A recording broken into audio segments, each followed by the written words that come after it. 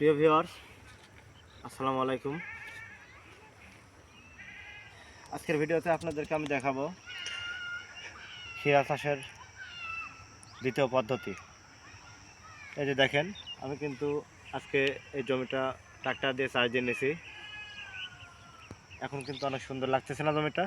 গত ভিডিওতে কিন্তু দেখছেন অনেক জঙ্গল ছিল, জমিতে অনেক আবর্জনা ছিল, যেগুলো পরিষ্কার করছি আমি। করার পরে কিন্তু এখন এই জমিতে ট্রাক্টর দিয়ে চাষ দিছি। তো ভিউয়ার্স, একটা জিনিস খেয়াল রাখতে হবে, মাটিটা কিন্তু আপনার অনেক সুন্দর হতে হবে। যেহেতু এটা খিরি লাগাবেন, খিরি লাগানোর ক্ষেত্রে কিন্তু আপনাদের অনেক সময় মাটির দিক খেয়াল রাখতে হবে। সর্বোপরি চিকন আবাদের বিষয়গুলো, শাকসবজির আবাদগুলো, এগুলো কিন্তু সর্বোপরি আপনাদের সর্বক্ষণ একটা জিনিস মাথায় রাখতে হবে, যে চাষাবাদ মানে চাষ যখন করবেন তখন মাটিটা কিন্তু অনেক সুন্দর হতে হবে। কারণ মাটির সঙ্গে কিন্তু আমাদের যে চিকন আবাদগুলো, শাকসবজি, এগুলো কিন্তু অনেক সম্পর্ক থাকে। তো ভিউয়ার্স, এই যে দেখেন,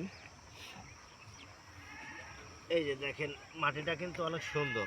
হ্যাঁ, আর এই দেখেন কত দূর পর্যন্ত যে আমি, এই দেখেন এখানে কিন্তু অনেক গভীরে চলে গেছে। যেহেতু এটা ট্রাক্টর দিয়ে চাষ দিছি, সেক্ষেত্রে প্রায় কিন্তু আধাতের মতো এখানে আপনার চাষটা হয়েছে, দেখছেন। সেক্ষেত্রে আপনি কিন্তু এই জমিতে যখন বীজটা বপন করবেন, করার পরে চাষ সেচ দিলে, সেচটা দেওয়ার পরে কিন্তু এই জমিতে আপনার মাটিটা অনেক দিন জো ধরে রাখবে। তো সেক্ষেত্রে কিন্তু অবশ্যই ভিউয়ার্স আপনাদের খেয়াল রাখতে হবে যে চাষটা কিন্তু চিকনাবাদের মেন একটা বিষয়।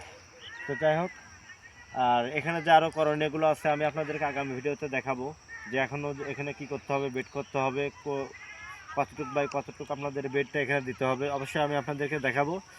আপনারা আমার ভিডিওগুলো দেখেন, আর আমার পূর্ণ ভিডিওগুলো দেখেন, যেগুলো দেখলে অবশ্যই আমার একটা বিশ্বাস যে আমার ভিডিওগুলো আপনাদের অভিজ্ঞতায় অনেক কাজে দেবে।